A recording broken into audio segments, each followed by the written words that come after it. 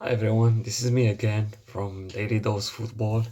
I'd like to thank everyone who watched my second episode last Thursday. And today we're going to be talking about what happened during the last weekend, the games that happened in various leagues like French League, so-called farmer leagues, even though I don't agree right now because PSG has won the Champions League, so there is no reason to call the French league and disrespect it La Ligue 1 and call it Farmer League. Also about La Liga and Premier League for sure. And we're gonna talk about a little bit about the Brazilian league and then see other leagues, other games that happened during the weekend. And we're gonna have like a quick chat about the Champions League games that gonna occur tomorrow and Wednesday, some features and some games actually to watch and to view. So let's get inside quickly to the topic, and then so on Friday, I believe you guys, maybe some of you saw the uh, the problems that PSG now are getting because it has been now like 4 games in La Ligue 1. The last 4 games actually, PSG only won 1 game, which is like very rare to see and to see PSG suffering like that compared to the years before. Total domination of PSG in this league. Uh, yeah, 2 draws. I think 1 defeat against l'Olympique de Marseille and only 1 win.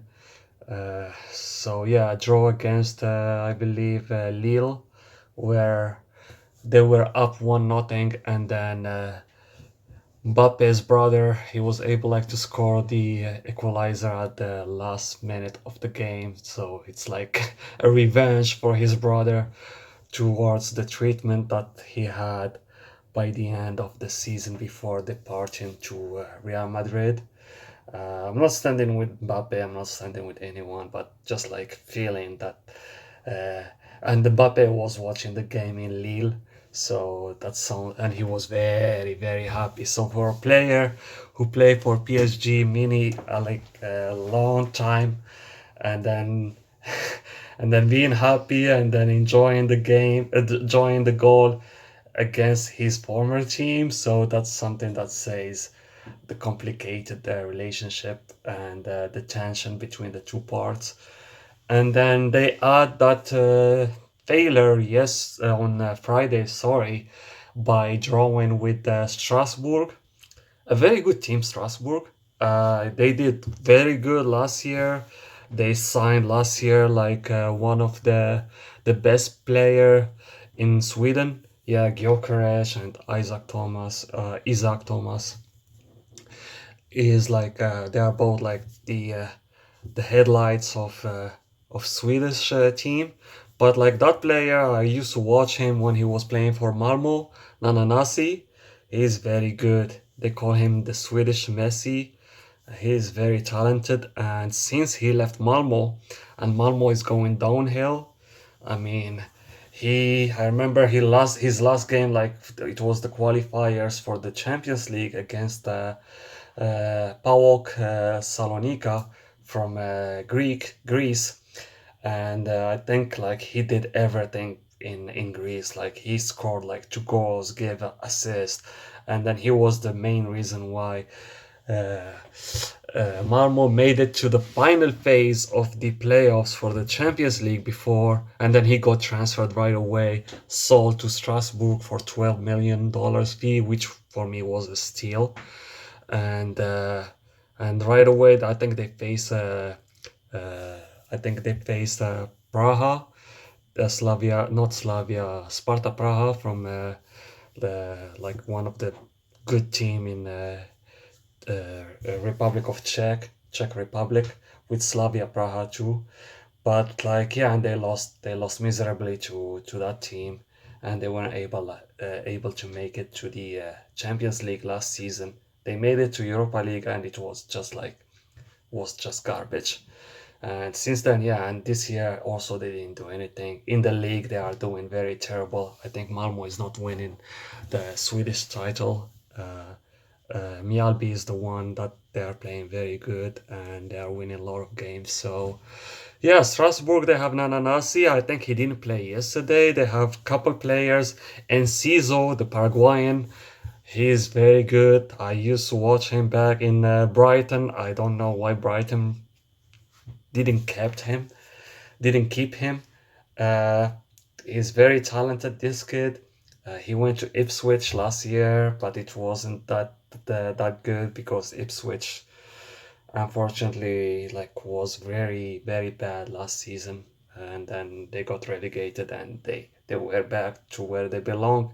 I'm sorry, Ipswich, but he was moving to Strasbourg. I think that's a very good move to Strasbourg where he was able like to shine. He did very good yesterday. He played amazingly. Uh, and then the Argentinian striker, like the Argentina should be very happy to have now like couple number nines, which reminds of those old days when you used to see Batistuta, Hernan Crespo, and couple good strikers, Cruz, a lot of amazing strikers that you see them Milito, all those guys. Now they have Alvarez, they have El Toro Martinez, and now Flaco Lopez. He's doing very good with the Palmeiras, and now you have that youngster with the Strasbourg, amazing with the headers, very good, agile. He's very quick, talented. He plays with both foot, and he was able like to score yesterday. Amazing header on Chevalier, and I think Strasbourg deserved the draw. Could be deserved more because they have like a final chance in the 90 minutes where like that Argentinian striker he missed like a header. He did it perfectly and he wanted to score it perfectly because like he placed the ball with his header on the left corner, making Chevalier just like standing in his position, not able like to move, just like viewing how the beautiful that goal could be. Unfortunately for a PSG fan, it was outside. It went to goal kick. So I think PSG played. I'm not gonna say they underestimate Strasbourg because if there is one coach who doesn't underestimate the opponent, it will be Luis Enrique. I believe he didn't start he didn't play like with the starters. He decided to rest Nuno Mendes, João Neves, Hakimi, and Kvaratskhelia, and the midfielder what his name, Vitinha. So he didn't play those players. Meanwhile, he played Beraldo on defense. He didn't play Pacho too. Pacho, he has been traveling. He has long travel from USA because he played with the El Tricolor de Ecuador against Mexico and USA. I think the last game was like on against Mexico and was like around 9:30 p.m.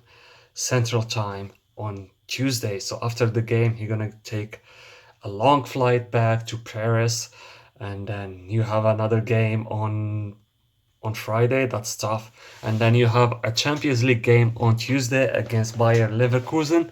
That's even tough. So yeah, he decided to rest him, and yeah, so it was just a nightmare. Beraldo was garbage.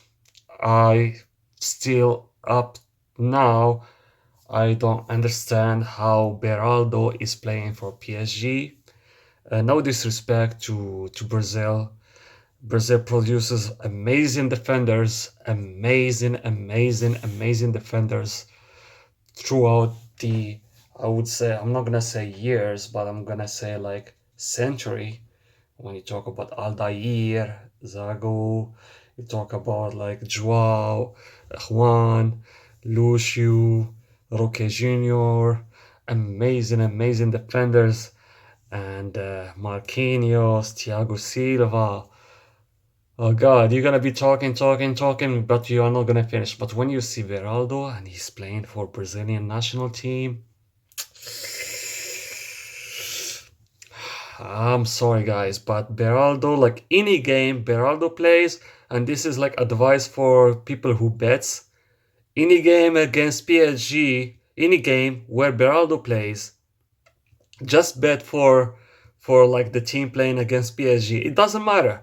It doesn't matter if it is like Real Madrid, Barcelona.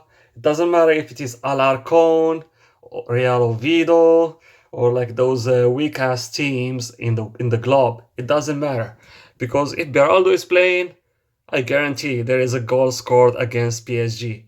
Because this guy defensively, I don't think he knows how to defend.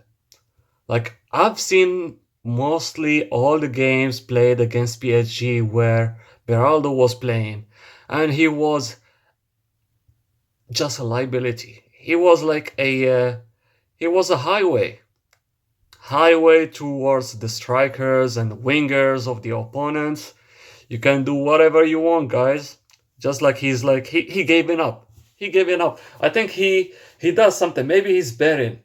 He's betting. He's for sure betting because I can't imagine like every time when he plays, like the other team scored. Like if you go back to Botafogo game in the World Cup of Clubs where he played, like that game, Pacho was playing by himself. William Pacho, I feel really bad for him. He was playing by himself. He has to cover a lot of fuck ups he made, and I'm sorry for my F word, a lot of problems he caused, and he covered for him many times. He's not good in the high balls. He's not good on reading the game. He has good passing, yes, but he's very passive defensively. Even the way how he moves, he's like moving like you watching someone from the replay. He's not moving like quick. He's moving very in a slow motion. Um, Beraldo, I don't know. He doesn't deserve to be playing in a PSG. He doesn't deserve to be playing in the top teams in any league. And I'm saying that with the whole confidence. I'm not sure if PSG is higher for him. I I'm not sure if he gonna gets better. If you look at his age, he's like 24 or 25 or maybe 23. But when you see a 23 years old of Marquinhos with La Roma, God, that dude was amazing. I remember La Roma, like they they were so sad. They were so sad giving up Marquinhos, like some Romanista. They were crying at that time, and they were blaming like the one of the best, if not, yeah, one of the best sporting directors, Sabatini, and they were like blaming him. But lucky he is, he was able like to bring a very another strong defender, who is Mehdi Benatia from Udinese at that time, and he sold him 1 year after making like a very big fortune because he sold him like for 32 millions to Bayern Munich the next season. So yeah, like they were very mad for that, but they got a very good money for him. So Marquinhos, imagine Marquinhos 23, Thiago Silva. When I used to watch him with Fluminense in Copa Libertadores, that kid, he was just like 19 or something like that, and he was playing like in a high performance at that time before moving to Milan, AC Milan. I mean, that's Beraldo. I don't think he's Brazilian. I think he's from another country. I don't want to disrespect any country. I think he's from Antarctica or like Maldive Island, because like I don't see a national football producing a defender like Beraldo. I'm being harsh here, but like whoever spent money on buying Beraldo, good luck. Is he gonna get better? well, then I would agree. I would be okay if he is like he has different nationality, but as a Brazilian, expectation is you have to be better before 20 years old. That's it. That's how I think. So yeah, like PSG was, I wouldn't say lucky to draw, but they were like I would say Strasbourg didn't deserve to lose, of course, and I think the point is very good for them because they are now the third in the La Ligue 1, and but PSG like Gonzalo Ramos also like he's been very bad. Uh, like he had, and that's the reason why he doesn't play as a starter because that guy also like he missed a lot of goals. He has been overhyped with that 6 goals scored in that I don't know maybe 4 or 5 goals he scored against Switzerland in the World Cup of Qatar 2022, and he was the reason why Ronaldo didn't play that game against Morocco in the quarterfinal because everyone was like, hey, yeah, Gonzalo Ramos is the best striker, so we don't need to play CR7, and it was proven wrong.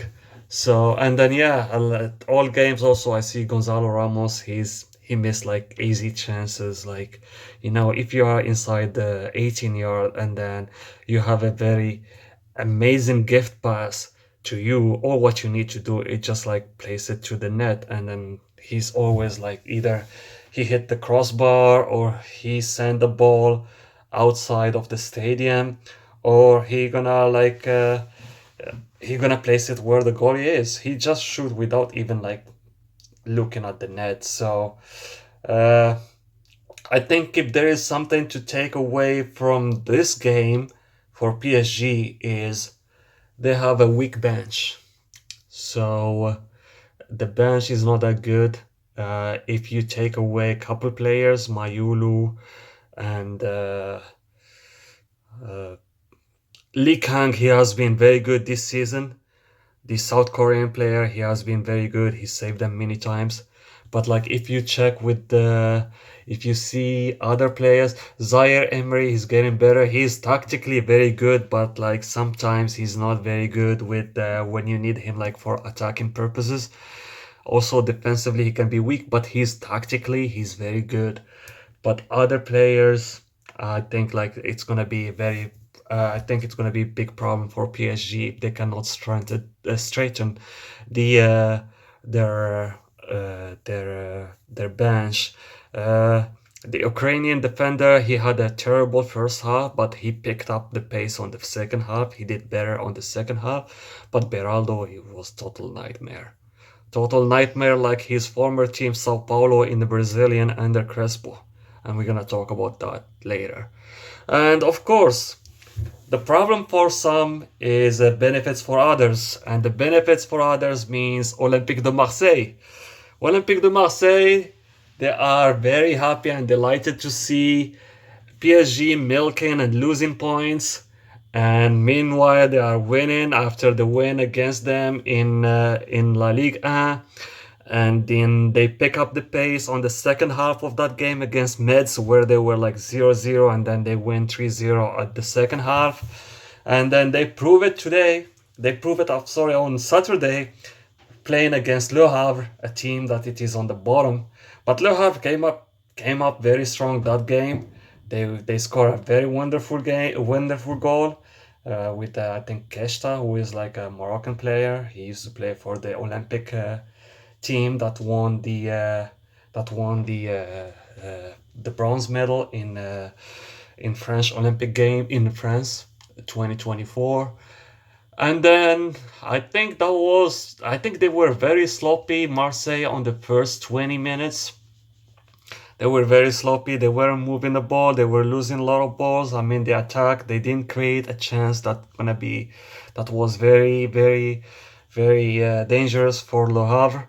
And then they have, I'm not gonna say a gift, but this is inside the game. So they have like a situation where Le Havre player touch the ball with his hand it's debatable. There are some, they said like the hand was inside the box, and there are some that's they said the hand was outside. Even like the look from the drone that they provide before before asking the referee to go to check it on the VAR system, like the drone, it was, but it wasn't on the right place. It was like maybe like shifted over, where it gave the position of the hand of the players where it looks like it was outside.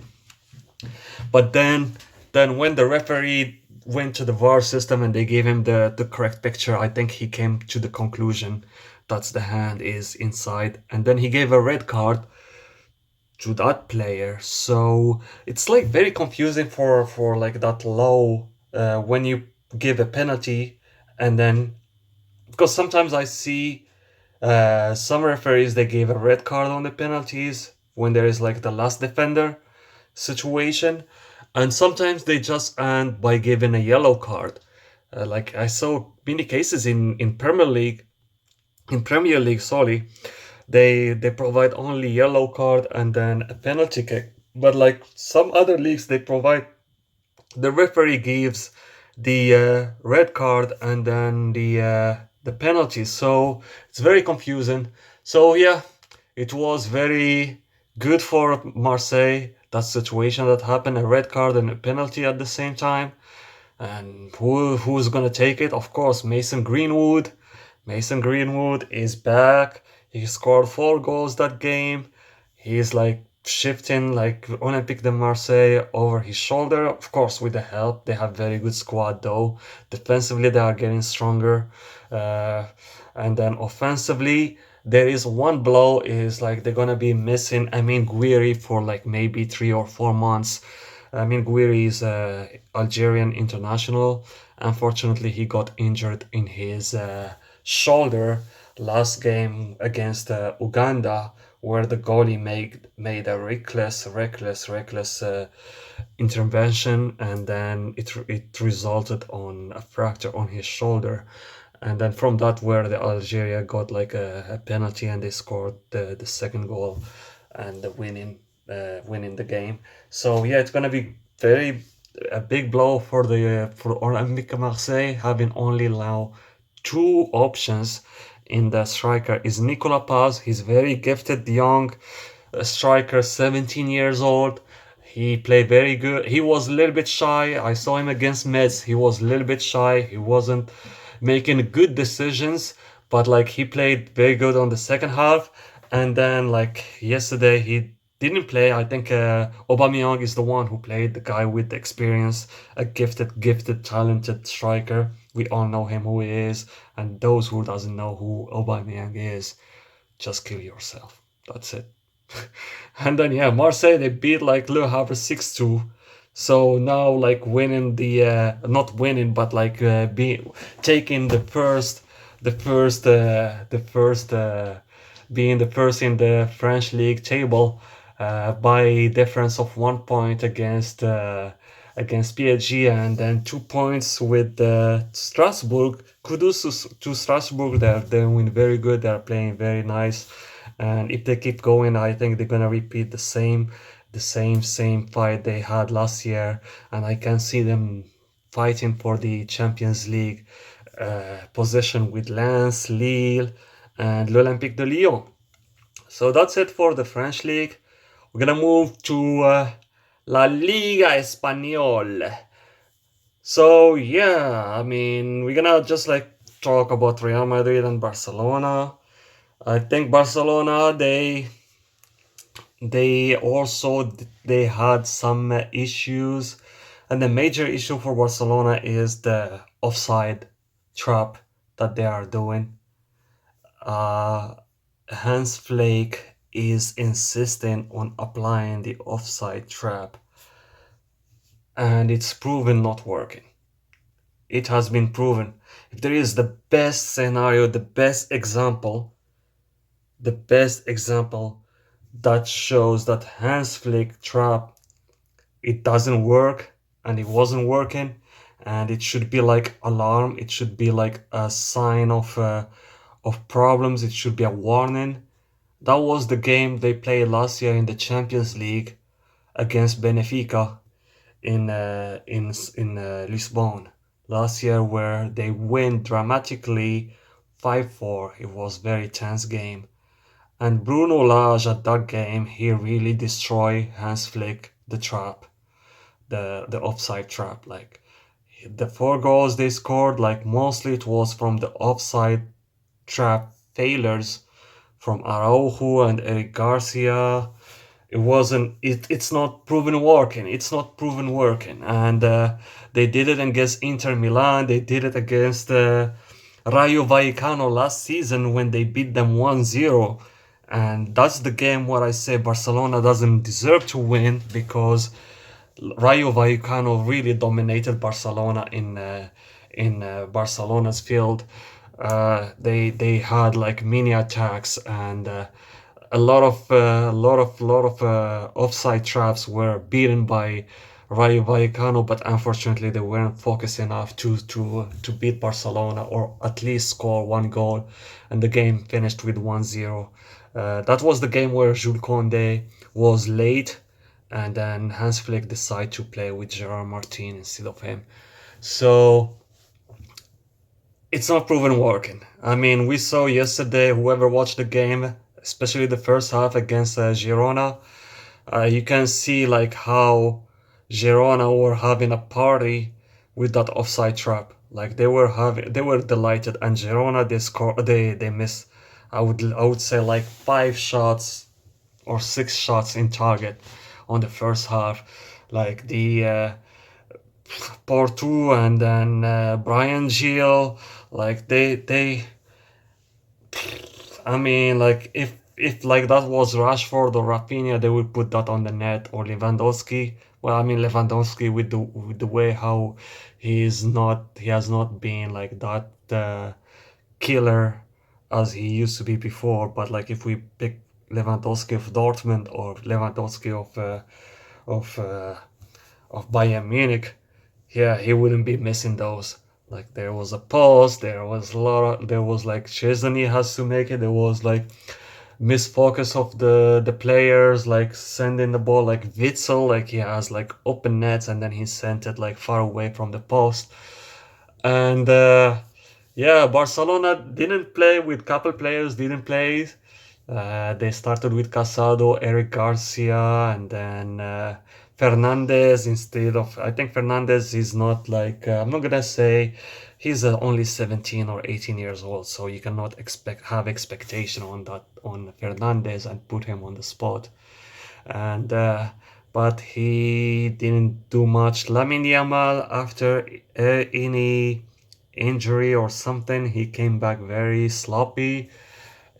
He was not that efficient. He was I think he wasn't focused enough. It reminded me that Lamine Yamal, who came back against Las Palmas last year when they lost to Las Palmas 2-1, and Lamine Yamal came off the bench and then he was very bad. It was a disaster performance from him. I wouldn't say like it was a disaster performance on against Girona, but it was not that Lamine Yamal we know. A lot of loose ball, a lot of individuals plays, and Koundé is becoming a highway. Koundé is becoming a highway between France and Spain. Like whoever playing against Koundé, have fun and then enjoy the free ride. You're gonna like you can run from the line to Szczesny or whoever or the other goalie. So just be happy, you know. Just be happy. I mean, I don't know what's happening to Koundé. I totally don't understand what Koundé performance this season or last few games. He was a disaster. It was a disaster.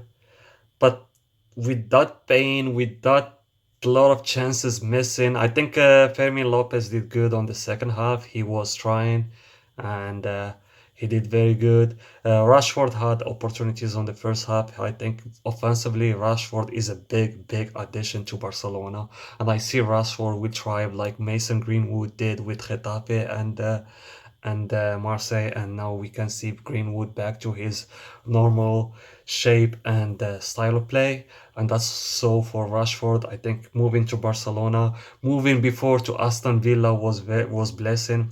I think Unai Emery brought back that version of Rashford we have seen with Manchester United years ago. I think he's now gaining the confidence, and with Barcelona, Hans Flick is giving him the opportunities and chances.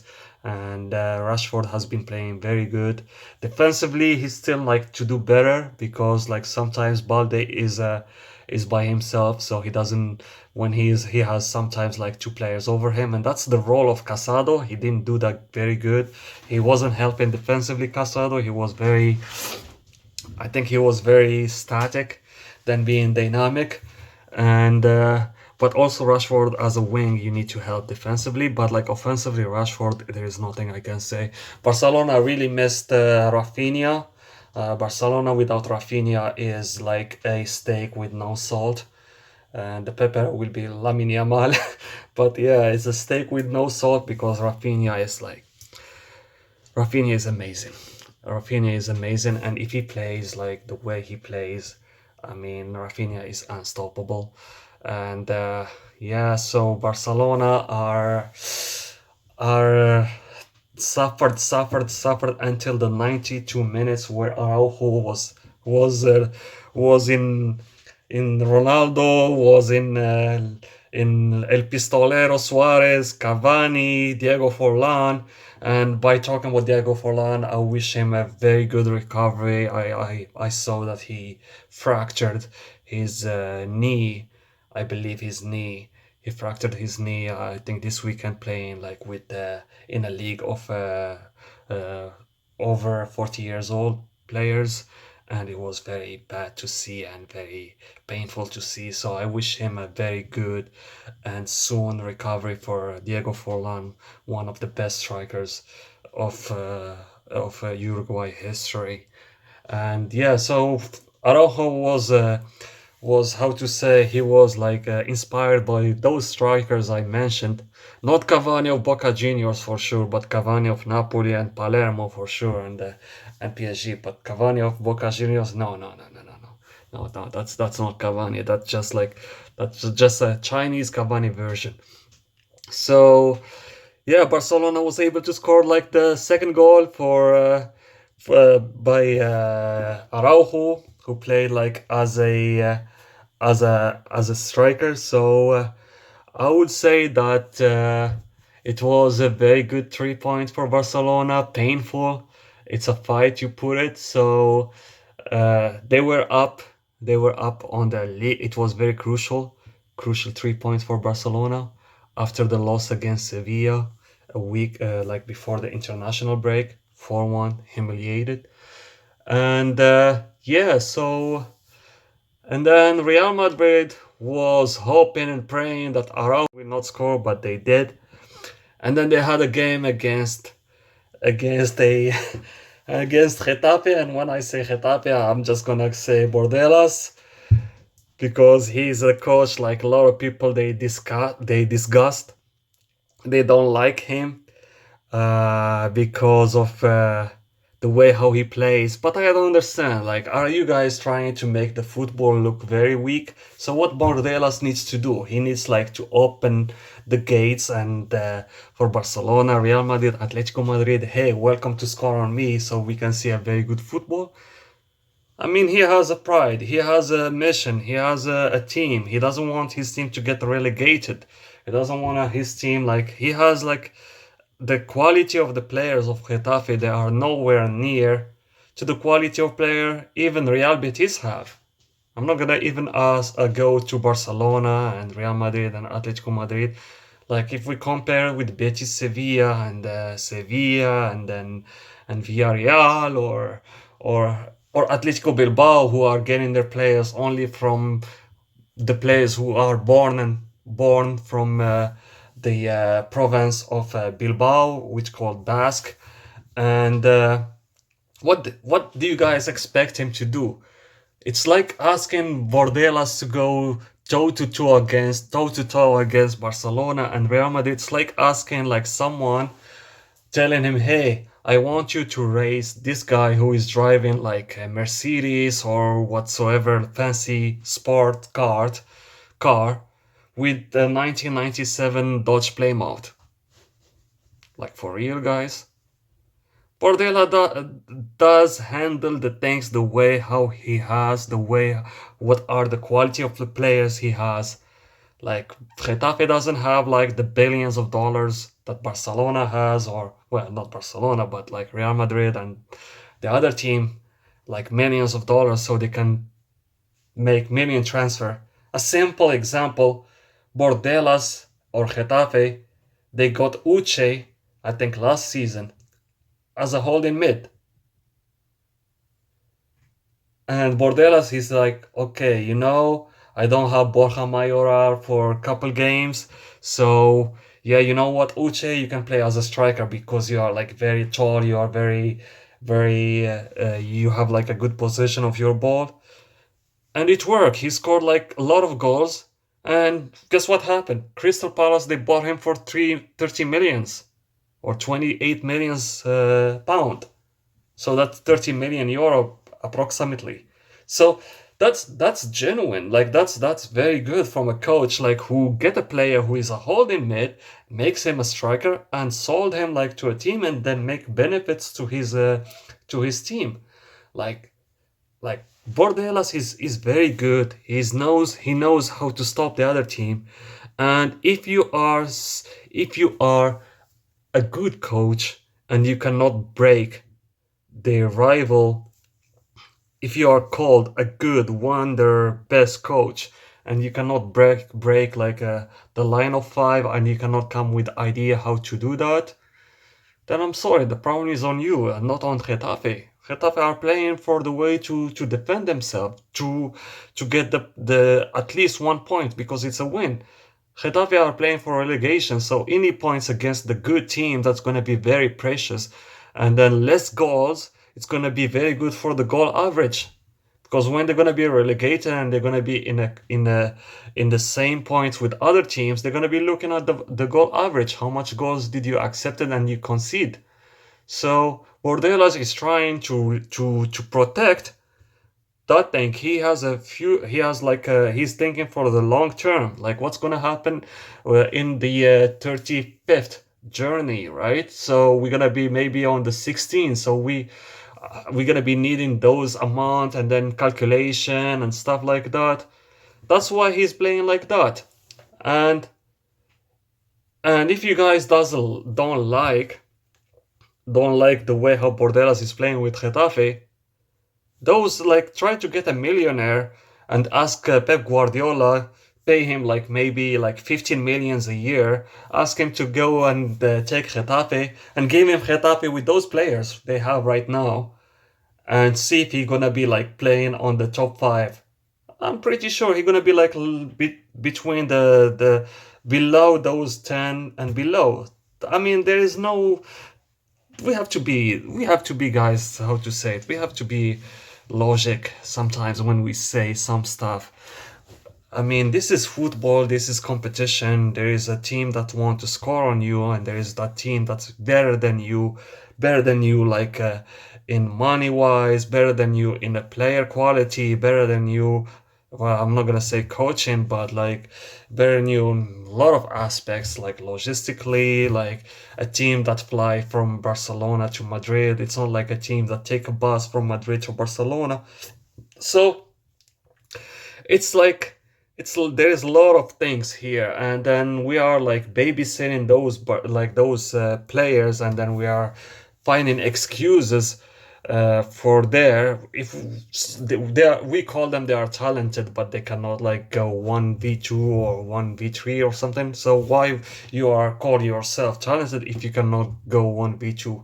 Like that line, if Ronaldinho, Messi, or Ronaldo Nazario da Lima, the Brazilian, or like Riquelme or whoever, like those Zidane, any those amazing player, Robinho, like you're gonna see, you're gonna take them. Like it's just the quality of the player, guys, that drop between what it was in with the 90s and then in what we are living right now. And I'm gonna talk about that quality when I'm gonna be moving to Premier League because there is a big example for that. So Real Madrid played against Getafe. Obviously, Bordeaux was playing with a line of five in defense.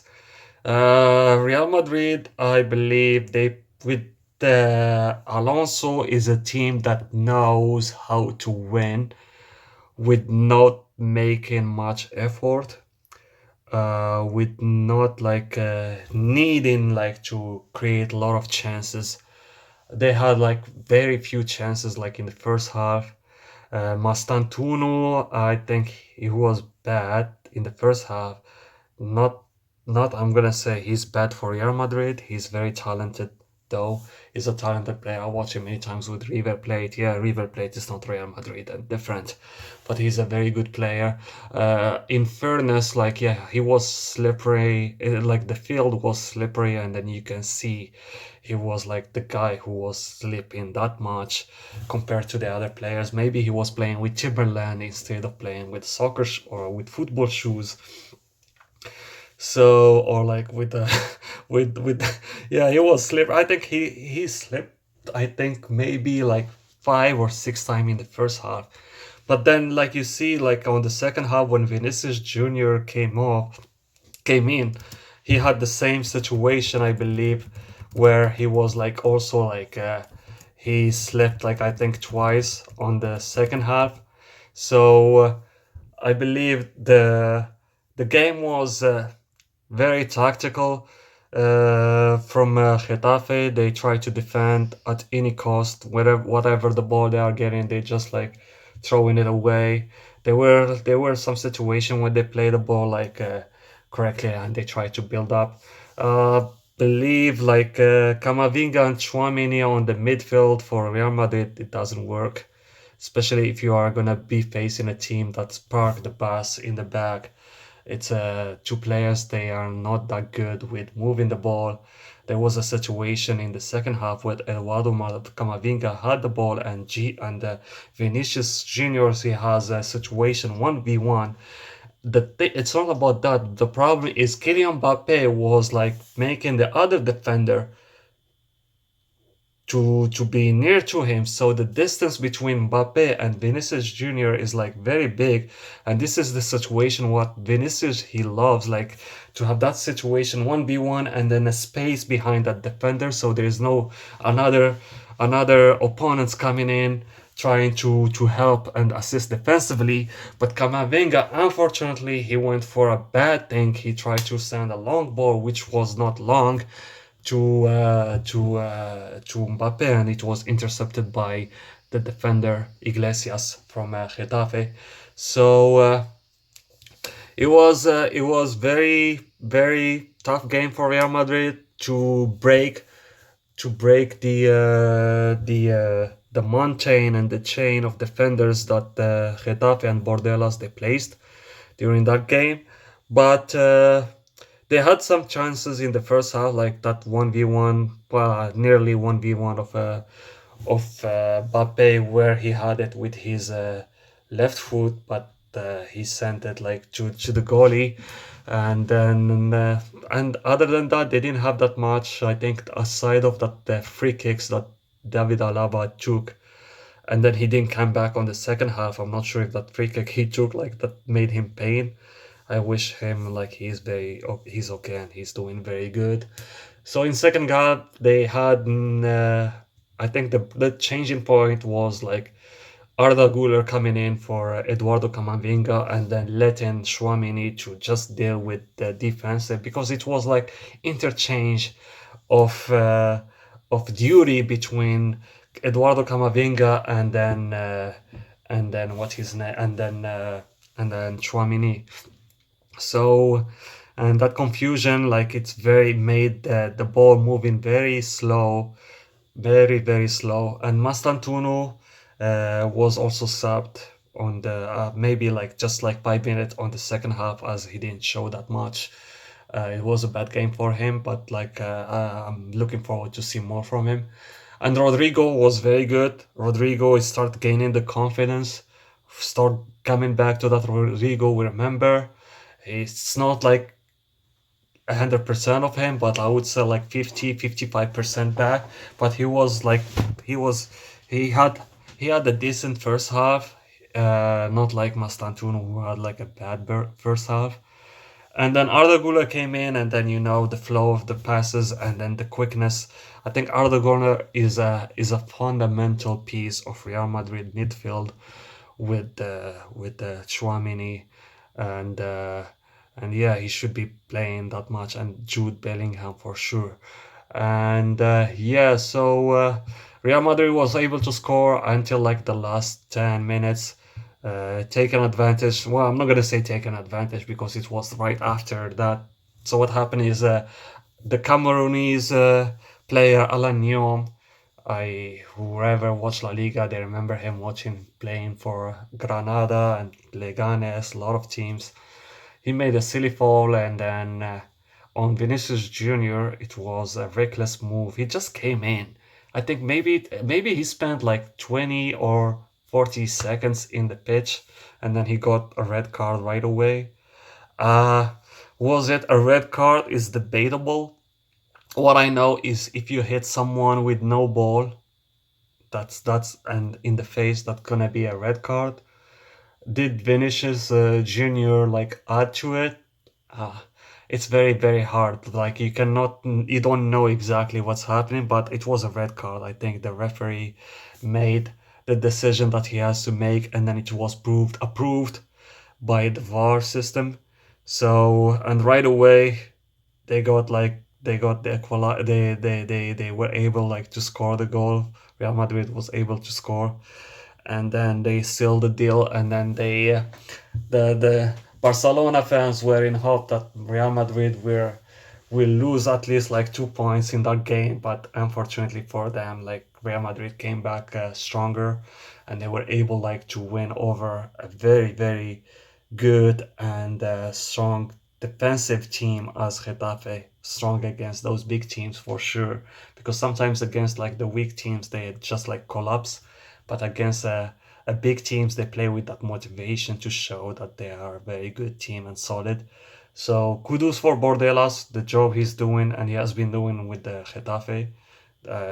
He's a very good coach. You have to respect him, and you need to stop disrespecting him because I'm sick and tired from hearing like, oh, it's a bad. It's this is football. If you don't like football, go watch like basketball.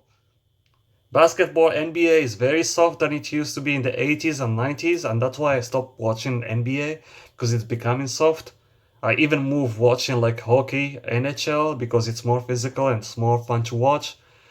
If you don't like that, yeah, go watch like NBA or watch like dancing, ballet, or whatsoever, like over ice skating or something like where you're gonna have fun.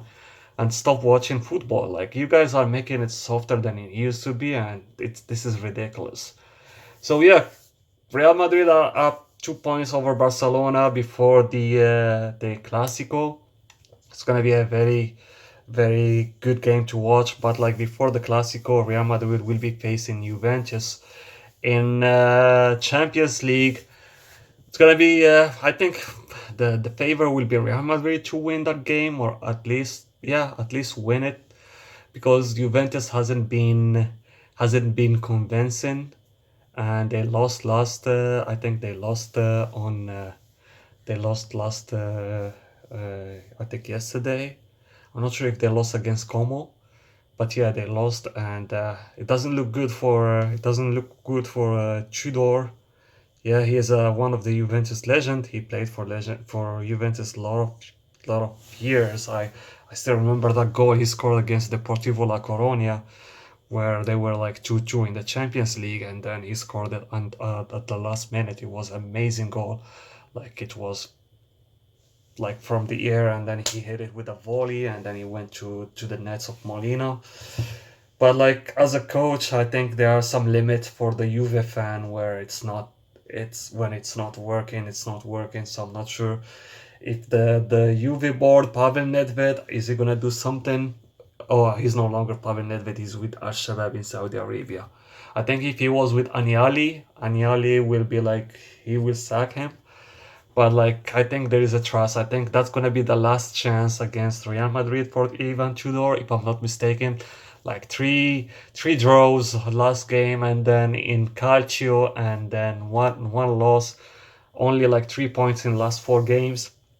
Far away from, even though like he's still like only 4 points behind Milan and Inter Milan, or 3 points behind Inter Milan, because like the Calcio is going so slow in terms of like who is the first, and it's still like packed.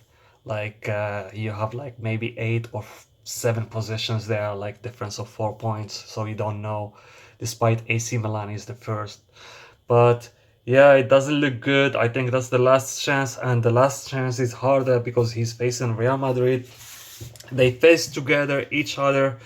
I think on the Club World Cup, when we were saying in the first round, Juve play good, and then like they collapse against Manchester City, and then they play against Real Madrid in the second round, and then it was just a total domination from Real Madrid. Real Madrid did everything in that game. They dominated Juventus very, very, very, very bad, and I see the favorite in this game is Real Madrid to win Juventus, and or it can be like a 3-3 or something. What I think is it's gonna be a game with plenty of goals because Juve will be attacking. There is no reason why Tudor will not be playing for a 3 point if he's not risking his position. So I think his position as a head coach of Juventus is at risk. So he will be playing all in for against Real Madrid on Wednesday. So now we are moving to Premier League, and we're gonna be talking about that clash that happened yesterday between Manchester United and Liverpool. Liverpool right now they are looking. We can name them Liverpool because they are looking like a fool. Honestly, like I think that's the I believe, fourth consecutive loss for Liverpool in the last 4 games. So there are like 4 losses in the last 4 games. It started against Crystal Palace, and then you have Galatasaray, and then you have another loss against Manchester United, and I believe they lost another game. I forget to whom they lost to, but it wasn't good. I think Liverpool like deserved to lose many games this season, especially that one against Newcastle. And that Newcastle game, it was the alarm too. It was like something that shows how bad Liverpool are. I mean, like if you go back to that Newcastle game and then you see the way how Liverpool was playing against a 10 players of Newcastle without Isaac, who was like going on strike, who was like trying to do something, like he's being rebellious to make force a move to Liverpool, and with 10 players Newcastle dominated Liverpool, and then Liverpool was very lucky to win the game at the last minute. So against Manchester United, though, they have a lot of chances. They have a lot of chances. A little bit unfortunate for them because they have some chances that hit the post. And the question here is, was Liverpool wrong on trading Luis Diaz instead of Gakpo? Because I'm not sure, but I don't see Gakpo is better than Luis Diaz, to be honest. The Dutch player, he's very, how to say, it's easy to how to say, to predict what he's gonna be doing. It's very easy for him he's predictable, like where he gonna go, how he gonna dribble, what the move he gonna be making, if he gonna be shooting the ball, where he gonna aim.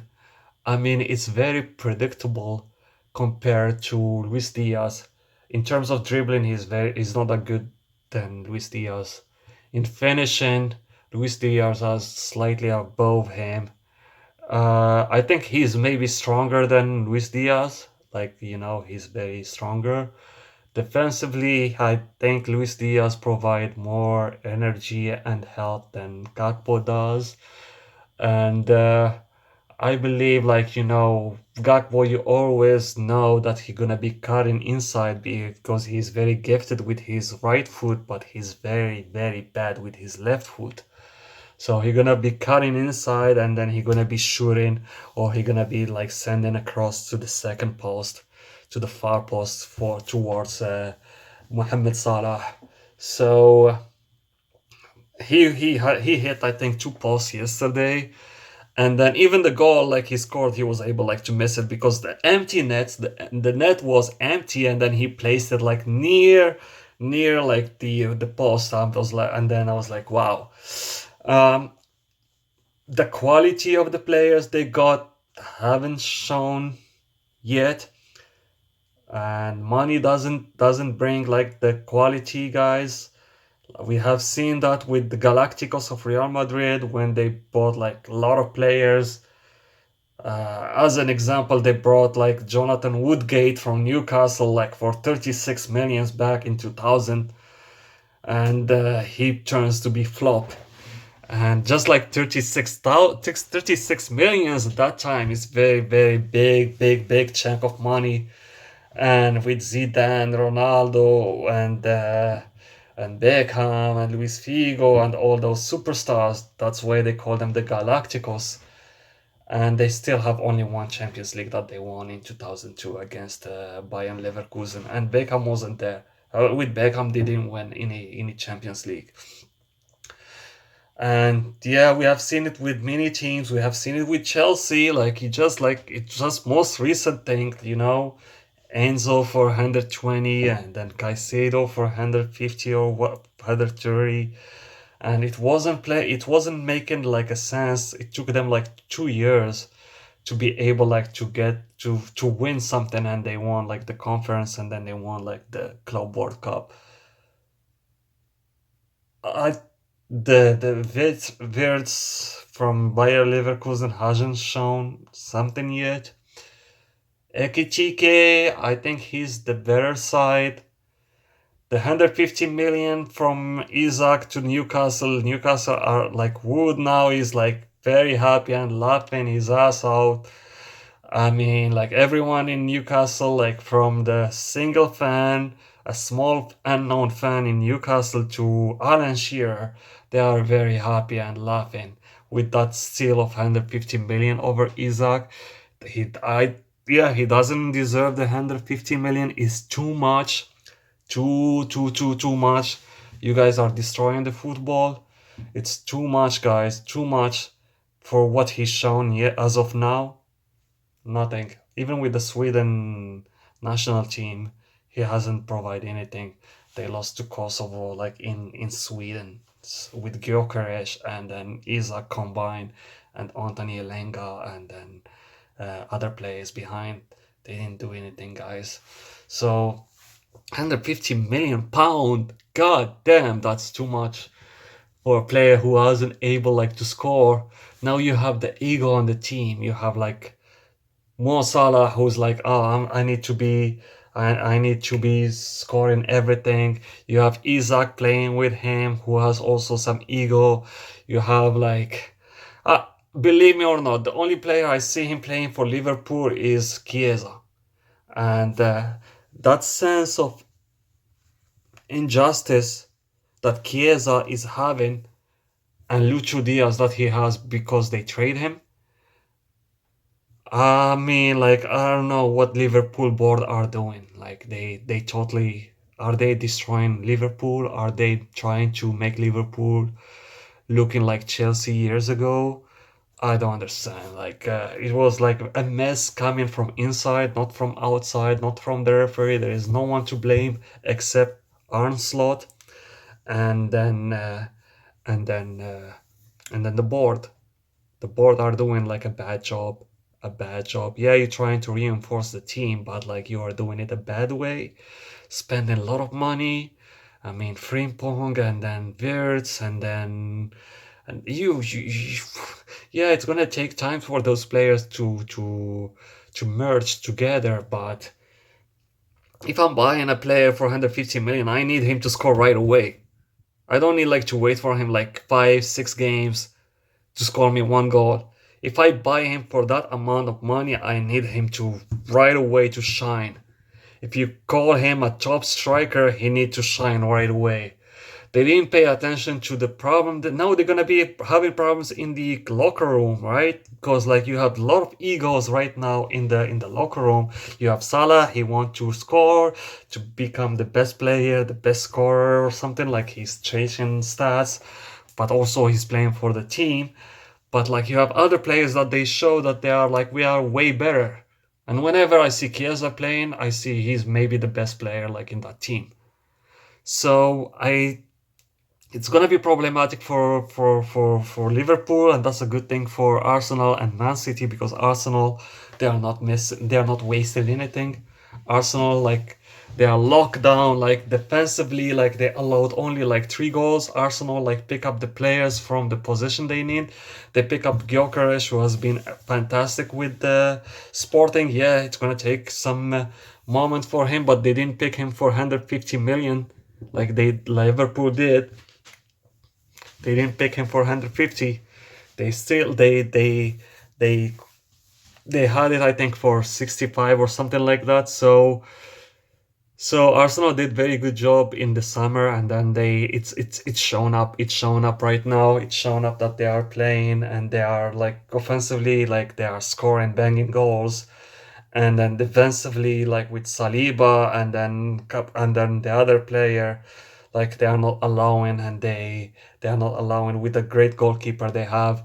Arsenal are like a contender like to win the Premier League. It's too early. Yeah, there is a history. There is something like a how to call it like a there's something. It's like a tradition for Arsenal is known that they choke every time when they give you like a very good first impression on the beginning of the season and the mid-season, and then it's they are like a rabbit, when you are like in the world of athleticism, that rabbit race, a rabbit who keeps like a runner who like brings and like the one who needs to win the race, and then by the third lap or the before the final lap he disappear and then he abandon. But that's the Arsenal how it has been like last few years for them. But hopefully I can see Arsenal they do better, and hopefully Arsenal can do way better than they did last season. Hopefully they can mentally stay stable and focus, and then if they stay on the same level they are right now, I see them cooking. I see them cooking and going towards the to maybe winning the title of Arsenal. Liverpool, I see Liverpool is gonna take some times for them like to figure out the thing how it's gonna be. Are they gonna be firing the coach? I don't think that's something from the Liverpool tradition, like to fire a coach. Like if you remember with Jurgen Klopp, like he has some bad seasons and they left him, but it was after like 2 or 3 good seasons. So this is the first season. Some Liverpool fans are mad on Arne Slot since the leaving the Champions League, exiting the Champions League against PSG. Some fans they are like very salty about that, and now their anger is growing up, and they are like a volcano that's gonna erupt in any second. So are Liverpool gonna stay classy, and then they're gonna be like respecting and how to say not respecting, but out showing full support to Onslaught, or they're gonna be chanting the same thing they chanted last year against Pep Guardiola, right? When where they were chanting that he will be sacked the next Monday. Are they gonna be chanting this time against their own coach to be sacked next Monday? So we will see that.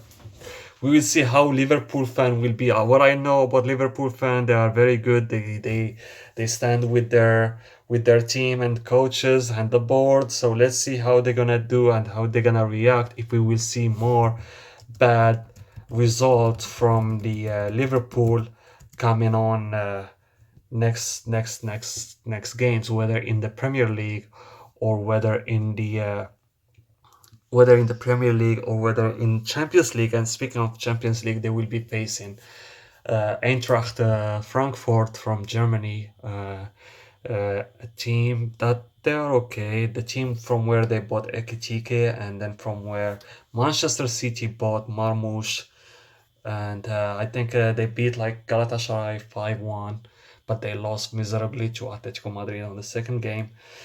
This game will be in Frankfurt, so that's a good game to watch and to see what Liverpool can do. Can Liverpool overcome that that how to say that level of negativity that they have been on the last four games, losing it all? Are they gonna lose again against Eintracht Frankfurt? Are they gonna do the same what they did against Galatasaray? Let's see. Let's see how it's gonna be.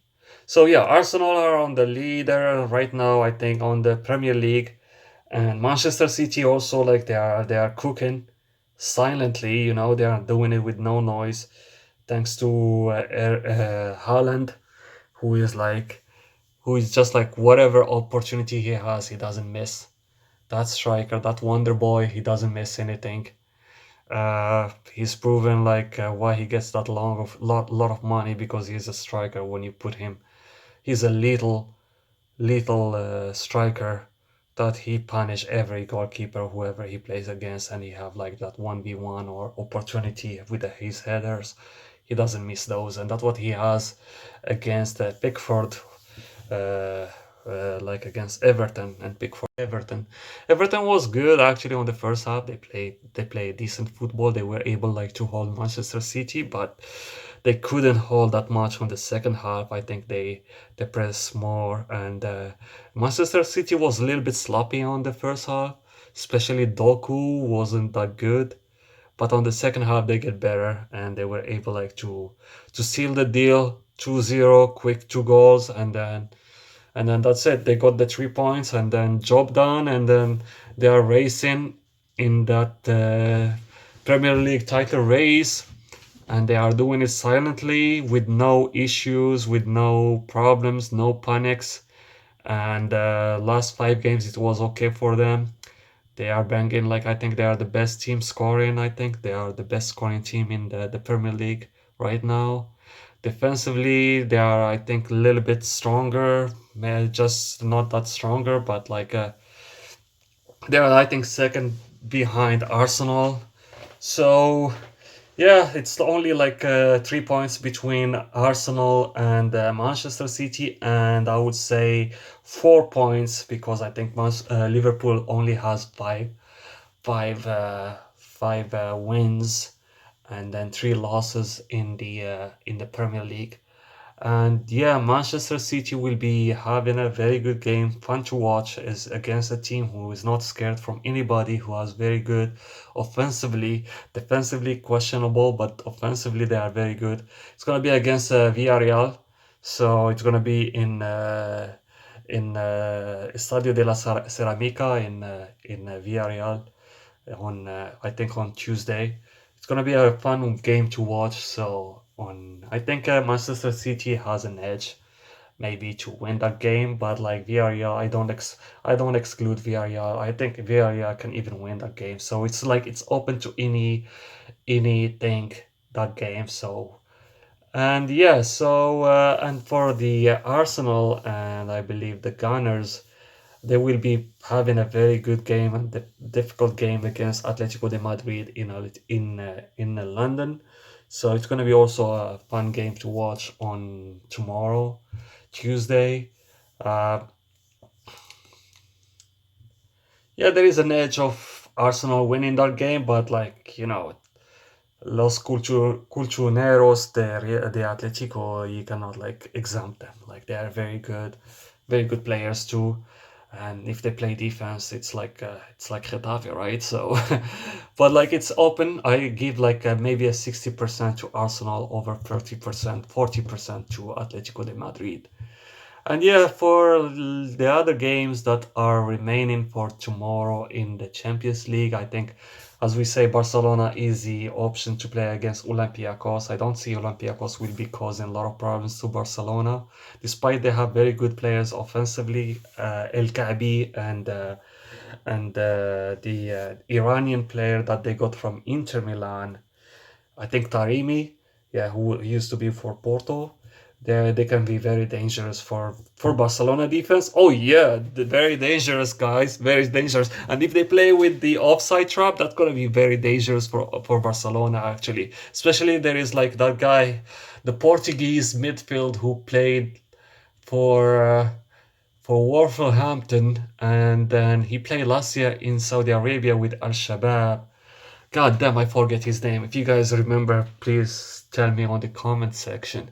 He's very good. He's very good. He has very good passes. So he can, if he can play to Al Kaabi or Taremi, like that's gonna be very hard. But I don't see like Barcelona struggling offensively. I think they can win with a good margin tomorrow against Olympiacos, especially the way how they won dramatically against Girona. I think they're gonna be trying to improve that they are better team offensively, and I'm gonna see how they're gonna play it because are they gonna be is Hans Flick gonna put like the starter lineup for Barcelona, knowing he's gonna be facing Real Madrid next weekend? That's something to watch and to see what's gonna happen. Newcastle against Benfica. I think Newcastle against Benfica, it's like a level game. I don't see any better. Slightly, Newcastle has the home advantage. They can be better, but like Benfica, with the quality of players they have, I'm not sure if Bresciani will be playing. Uh, I'm not sure if. Yeah, well, he doesn't play anyway. But Richard Rios, if he plays the same way he used to be in Palmeiras, because Richard Rios this season with Benfica, he hasn't shown anything. It's very deceiving and disappointing. Even with Colombia, when he played against Canada last game, in the last exhibition game, he wasn't that good. His level like dropped like drastically. So if I see Richard Rios of Palmeiras and Richard Rios of Colombia national team in the Copa America, I think Benfica can do something.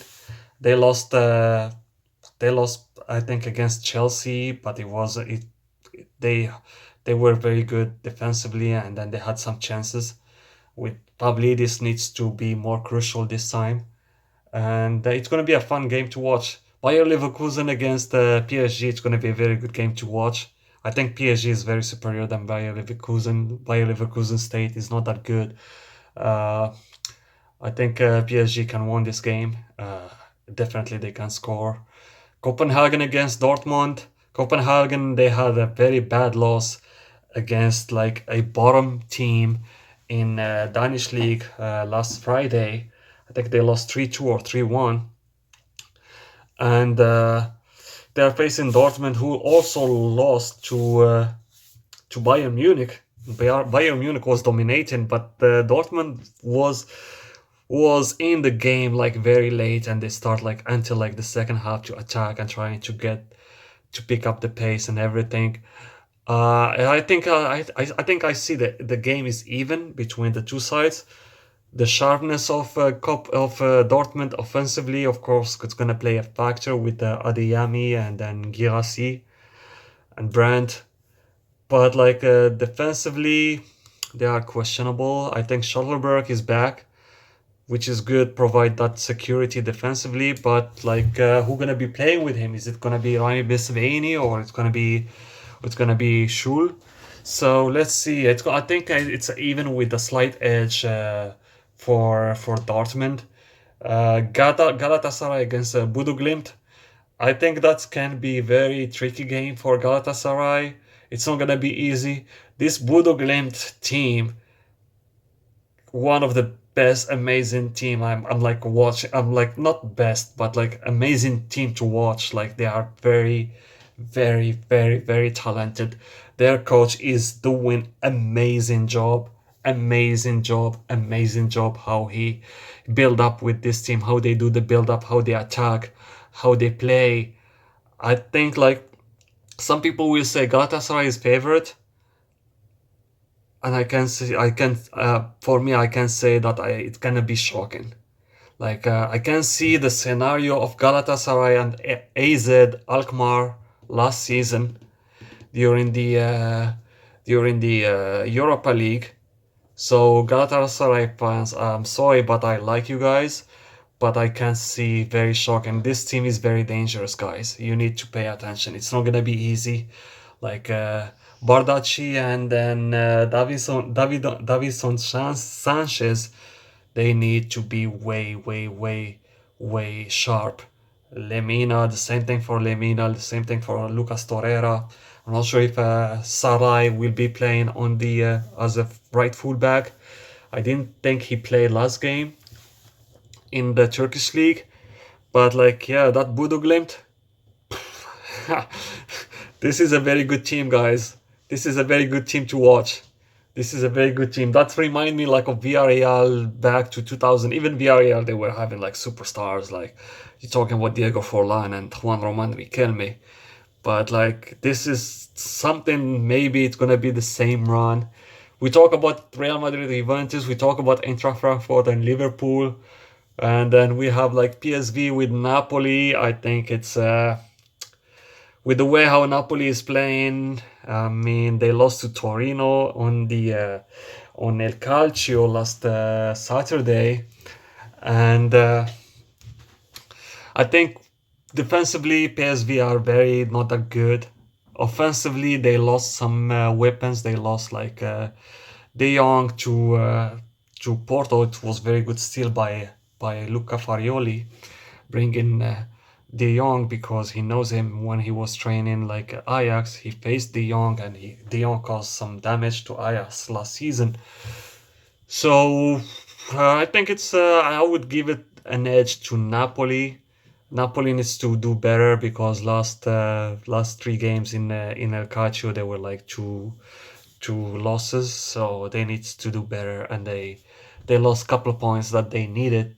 And I think with those two games they lost last three games, I think if they only get like 1 point each, they will be now like over AC Milan in El Calcio. But it is what it is. Union Saint-Gilloise will be playing against Inter Milan in I think they're gonna play in Bruxelles.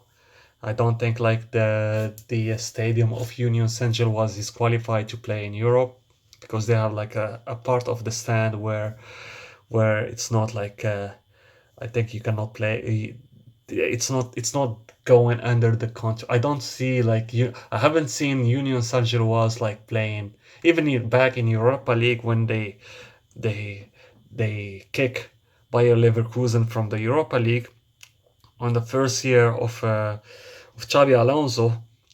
I think they played in Anderlecht Stadium.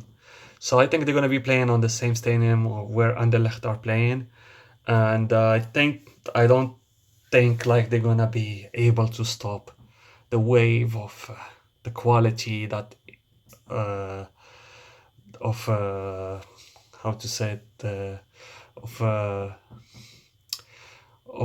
Nerazzurri have. The Inter Milan squad, they are very strong. They are too strong for Union Saint-Gilloise. Yeah, they have Promise David, they have Buffon, they have Eitel Haj, they have a couple good players, but they cannot stop like you cannot stop Lautaro Martinez, Thuram. You cannot stop like Barella. You cannot stop like Mkhitaryan. You cannot stop Dumfries. Like they are very. It's too much for Union Saint-Gilloise. And then there is like Atletico Bilbao with Caraba. Caraba is very good team. I love to watch too. I start watching them like since like they had an amazing run against Bayer Leverkusen, the strong version of Bayer Leverkusen with Alonso, where the Thomas Schick he was able like to score like two goals in the last minutes of the game and sealing the deal for Bayer Leverkusen to go to the next round. I think that was like maybe the quarter or the semifinal, and facing I think La Roma, Giallorosso. Uh, it was too much. A very good squad. They beat Benfica. They beat Copenhagen. Now they are looking to make a how to say it, trying to make a surprise against Atletico Bilbao in San Mamés. I think that's game for me. It's even between the two. To be honest, I don't have any. I think you have to respect Carabao. You have to respect the coach. Uh, Corban, I think his name is very good coach. I respect him too much. Very good pieces player they have. Zubair, and then they have like Kashuk, like the Ukrainian. Then they have like Adai, the Ghana, the from Ghana. Leandro from like Leandro Andrada from Portugal. He's very good. The goalie, the Polish goalie, I forgot his name. He's very good too. They are very good players. They are very good. Bayranov is very good. I love him. He's very good left back. So it's very good to see that team. I think it's gonna be causing some damage. They have 6 points in the Champions League, so it's gonna be a fun game to watch. I think it's even between the two parts. Then we got Sporting and l'Olympique de Marseille. We talk about l'Olympique de Marseille. Sporting coming back from Taça de Portugal, which is like the Cup of Portugal. They have a very tough game against a second division team, Pacos Ferreira. It took them like to extra time to win. Rui Borges started with players. I think he rested a couple players like Trincao, but he started with Pote. He started with, I believe, Giovanni Kenda. He rested also Jenny Katomo. He rested Debast. He rested couple Inacio, Gonzalo Inacio. He rested the goalie. I think they defensively they weren't good. I think it took them late. They missed a lot of chances. They have like 20 or 28 corners that game. I watched the second I think the last maybe I watched the game from like the 48 minutes or the 38 minutes, and then I watched it until the extra time, until like they scored the third goal in the extra time. It was auto goal, and then they were able like to qualify. So with the cups, what you know with the cups is always like it is always the how to say it, surprises. Good teams they get disqualified, and that's what happened with Real Madrid a long time ago with Alarcon losing 5-0. That's what happened with Barcelona against Getafe with Dani Guiza and couple good players, Casquero, Gavilan, back in 2006, I believe. A lot of good teams. Real Madrid also against Zaragoza with Milito and Carlos Diogo and couple good players, Gabriel Milito and Diego Milito. I think losing 6-0 against Zaragoza. Yeah, 6-0 with Roberto Carlos and couple good players, guys. 6-0. And yeah, so it's it's gonna be a good game. It's gonna be a good game to watch between Sporting and l'Olympique de Marseille. Two teams they play a very good football.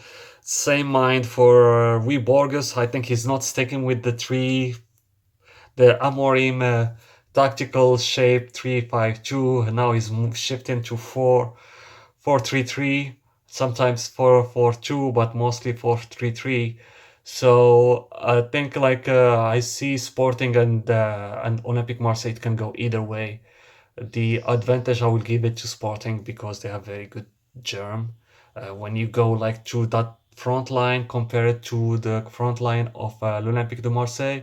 Yes, they have Greenwood and Aubameyang, but when you a little bit Pashao, but when you go to Porto, they have Trincao, Pote, Luis Suarez, El Matador Colombiano. He's banging goals and goals and goals. They don't feel homesick for Gyökeres. They don't feel like they miss Gyökeres. He's very good, Suarez. He's just banging goals and goals. I think it's gonna be a very good game to watch. So I think with Giovanni Kenda, Trincao, Pote, and Araujo coming from like left side, and then you got like Mateos too, like and then Luis Suarez. When you compare it to the guys like with Olympique de Marseille, I think they are better quality. Defensively, I think Marseille is better, but let's see. It's gonna be a fun game to watch. And then we have a Bayern Munich against Club Brugge. Club Brugge is a very good team to watch. Also, they are doing good in the they beat like Rangers like with a score during the playoffs. It's gonna be a good game to watch, but I think Bayern Munich. Come on, Bayern Munich will not like have anything easy with them. Like Bayern Munich, like last game they play like they played Martinez as a striker, and then uh they play like what they play Harry Kane as a number 10. I mean, this team like it's very bad. It's whoever goes against like Bayern Munich, it's like just pray, bro. Uh, Club Brugge are okay. They have very good pieces like Ordonez in the defense, and then the Nigerian midfielder. I'm not sure if you're gonna be playing, and then they have like Van Aken. He's very good. He's sometimes slow, but like he's very good with passes. And then I like him when he dives in the offense, and he's like a second striker where you can use him for those headers and then crosses from Solis or like the other guy. I think he's British guy. He's very good too. So it's gonna be a fun game to watch, like to see how Bruges will do with the counter attack. But I think I will see like Bayern Munich winning. Like I'm not gonna say easily to disrespect uh, Club Bruges, but I would say like comfortably. So that's it for the Champions League and the games that's gonna happen. I think we're gonna go back and then watch. I'm gonna go back and then maybe on Wednesday, and then we're gonna analyze the result, and then we're gonna talk about maybe the Europa Leagues and perhaps also the Conference League. One thing I want to mention is congratulations to Morocco for winning the U20. I had Argentina to win that, but Morocco was playing stronger, playing like with how to say, playing simple, know how to defense and where to attack. They were causing a lot of damages to Argentina. It could be like 3-0 on the first half or 3-1 with that Silvetti miss at the end of the game. Argentina came very emotional, and then they were like, you can sense the pressure on them. Moroccan, they were playing like very easy, like in terms like of pressure. It's like the coach Mohamed Wahbi did a very good job to prepare the players before the game. I think Placente, I like him. I used to watch him when he was playing for Légion then de Bordeaux avec, with in French, with Marwan Shamak, and then that's very good golden generation. Kavinagi, a couple good players, and if there is a one person to know how to deal with a youngster, it will be Placente, because he won it as a player with the golden generation under Jose Pekerman in 1997 in Malaysia, where Morocco also was participating in that World Cup, and they reached like the quarterfinal, I believe, losing to Ireland, or maybe in the second round, Ireland of Damien Duff and Robbie Keane. I think that golden generation of 1997 Argentina U20, like with the magician Pablo Aimar, with another magician, maybe for me is like the third best Argentinian players all time behind Messi and Maradona, who is Juan Roman Riquelme. And then you have Placente, you have Scaloni was playing for that squad. So I think like it was Placente. Unfortunately, he didn't do a good job like on preparing his players. You can see like Carrizo and then Preciani. Well, the only player who played for Argentina was Preciani. He tried, he played in the left, especially on the second half. He played on the left side.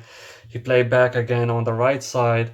He did good, but the Soler was uh, uh, Soler wasn't Soler that who was playing against Colombia and other team. He wasn't like good as he used to be, like providing those crosses. Silvetti didn't have any much chances like he did in other games. Kudos to Morocco defensively with Bau, with Bakhti, with Bayar from the midfield. Like they made it impossible for Argentina to go through. And also like the fullbacks, Zahuani on the left fullback, he did a perfect game. And then Mammar, I think in right fullback, he did a very good game defensively. Offensively, he had some mistakes, but defensively, he was very good. Mama, he took over like that Argentinian fullback. He was like a was like a easy for him to bypass him.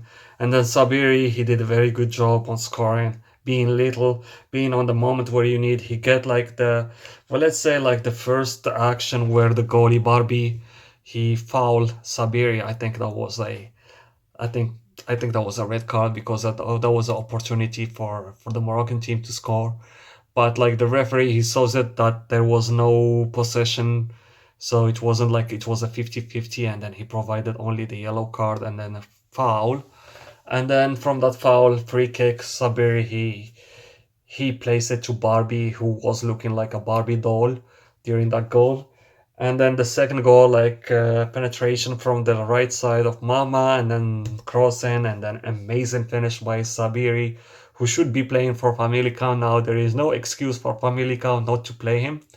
He should be playing. The same thing for Watford, he should be playing. And the same thing for Benfica, you guys need to be playing Presiani over Sheldrup, because Sheldrup lately has been dropped dramatically. You were even playing Ivanovic, who is a striker.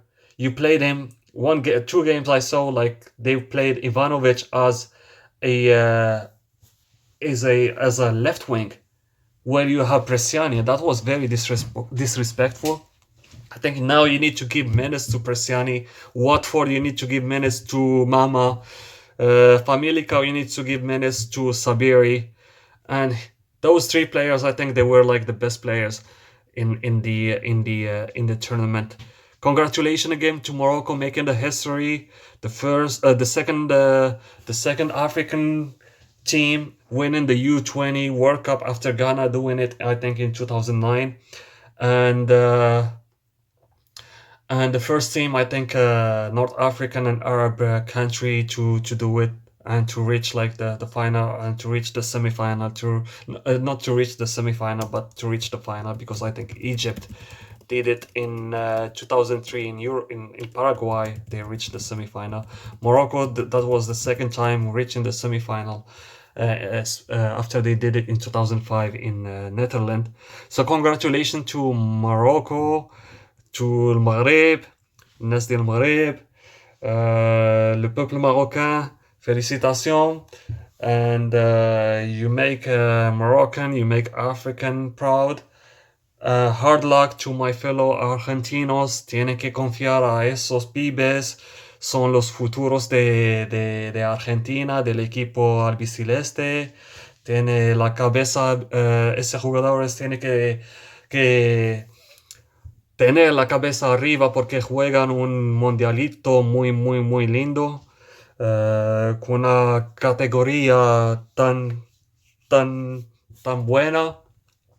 Y yo creo que hay muchos jugadores que pueden jugar con el equipo de Argentina, con Lionel Scaloni. La única cosa es que como pueblo argentino y como equipo argentina tiene que confiar en esos pibes, y lo deseo lo mejor a esos chavales. I wish you all the best, Argentina, Presiani and Silvetti. You guys need to keep working. That's the same thing for the Moroccan, and the same thing for any team that was participating in this tournament. Those players, like the very good players like Gilberto Moro from Mexico, Kremaski, amazing players that they were playing. You guys need to work hard. It's not like the end. It's just the beginning of a long trip for you guys. So keep up the hard work and keep working.